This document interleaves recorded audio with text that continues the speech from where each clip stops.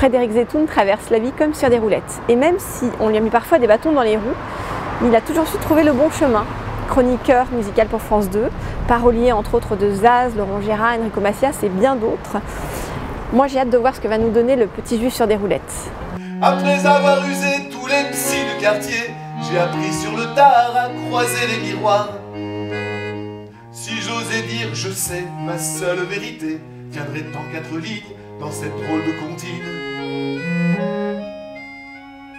Personne n'est comme tout le monde, personne n'est comme personne dans ce drôle de bas monde qui n'est pas fait pour tout le monde. Dans votre spectacle, en fait, vous parlez de vous comme fauché, myope, bègue, handicapé. À l'adolescence, c'était la totale. J'avais les 6 numéros avec le complémentaire. Non mais vraiment, c'est vrai, mais et en plus, c'est toujours en riant, mais c'est vrai, en plus j'étais bon élève, donc ce qui fait que j'étais vraiment la parfaite tête à claque, quoi.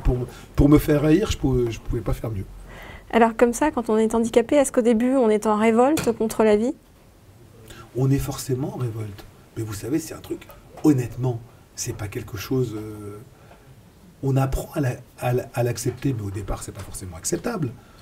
Honnêtement, enfin, à moins d'être complètement démagogue, et vous pouvez dire, au bout d'années et d'années, dire finalement, on a retourné la chose pour en faire quelque chose de positif, mais au départ, bien sûr que c'est pas acceptable. Bien sûr, au début, quand vous êtes à l'école, que vous êtes le seul en fauteuil, que vous pouvez pas aller à la gym, que vous pouvez pas... Bien sûr qu'on le vit comme une injustice. Alors après, c'est tout le talent de mes parents de m'avoir appris qu'il n'y avait pas d'injustice, que c'était comme ça, et qu'il fallait pas en vouloir aux autres. Enfin, moi, j'en ai jamais voulu aux autres. Par contre, effectivement, on le vit pas bien. Enfin, et quand dans les booms, ce que je raconte, quand dans les booms, j'étais celui qui changeait les disques, il faut un peu d'imagination pour arriver. Je pense que j'ai commencé à écrire des chansons uniquement pour me taper des nanas. Hein. Faut être clair. Après, c'est devenu un boulot. Il vaut mieux être pauvre et en bonne santé que riche et malade. Mais enfin, quand tu cumules la richesse, comment dire, t'as intérêt à la chercher en toi, profond, mais alors, très profond. Ce spectacle, c'est un peu votre coming out? Complètement, ça y est, je l'avoue, je suis juif et handicapé, des fois qu'on l'aurait pas vu avant. Est-ce que votre spectacle est remboursé par la Sécu? Parce qu'il donne tellement d'émotions différentes. Écoutez, je vous propose de le proposer. Moi, ils l'ont pas fait encore, mais vous, je pense que si vous leur demandez, ça devrait marcher. Les départs en vacances, à 5, serrés comme des sardines, dans la chaleur de la Dauphine. C'est génial, non? Eh ben, vous savez quoi? Le plus marrant, c'est que c'était vraiment génial.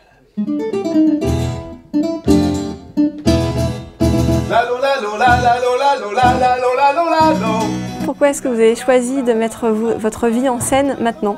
C'était pas tant pour parler de ma vie, c'était pour parler de la différence. Il y avait des choses qui j'avais sur le cœur depuis des années et des années. C'est vrai que bon, je vis depuis 52 ans en fauteuil roulant, ça m'a jamais posé de problème existentiel, mais la cinquantaine arrivant, la paternité arrivant, une envie de laisser quelque chose, une envie de transmettre quelque chose, surtout une envie aussi de, avec mon co-auteur et ami François Despnous, l'envie surtout aussi peut-être de dénoncer en riant des choses. C'est-à-dire qu'il y en a marre de penser que le monde est fait pour tout le monde, il y en a marre de penser que parce qu'on fait 2 passerelles et 3 places en handicapés, voilà, maintenant Paris est accessible aux personnes à mobilité réduite. C'était une espèce de ras-le-bol qu'on a transformé, j'espère, en spectacle plutôt amusant. Mon petit chéri, mon petit amour, mets des guirlandes dans tes rayons. Et oui, ce soir, c'est le grand jour. C'est ton premier téléthon. Gonfle tes pneus et mouche ton nez. Ce soir, c'est la guerre de l'audience. Chaque chaîne a ses handicapés. Sur TF1, ils ont Miss France. À roulette, c'est aussi le mec qui est en surpoids et qui a peur de sortir de chez lui. C'est dans certaines campagnes, même si on parle du mariage pour tous, c'est dans certaines campagnes reculées, le mec qui est homosexuel et qui demande à sa meilleure amie de venir faire sa couverture lors du repas d'entreprise parce qu'il veut pas sortir de son placard auprès de son employeur. Enfin, c'est toutes ces différences qui font qu'on a du mal à vivre et qui font qu'on n'assume pas forcément ce qu'on est. On est tous l'handicapé de quelqu'un, c'est ça? Parfaitement, mais on est tous... Vous savez, c'est pas les fauteuils roulants. Effectivement, quand vous trimballez avec un fauteuil roulant ou avec des béquilles, on remarque votre handicap. Mais je pense qu'il y a plein de handicaps qu'on ne voit pas, qui sont tout aussi et tout autant handicapants. c'est 1000 fois par jour des piqûres de rappel. C'est fou comme un portable peut s'avérer cruel. Un numéro par cœur qu'on fait les yeux fermés et le temps d'un éclair pour mieux réaliser. Plus jamais, plus jamais, seule l'absence ne meurt jamais.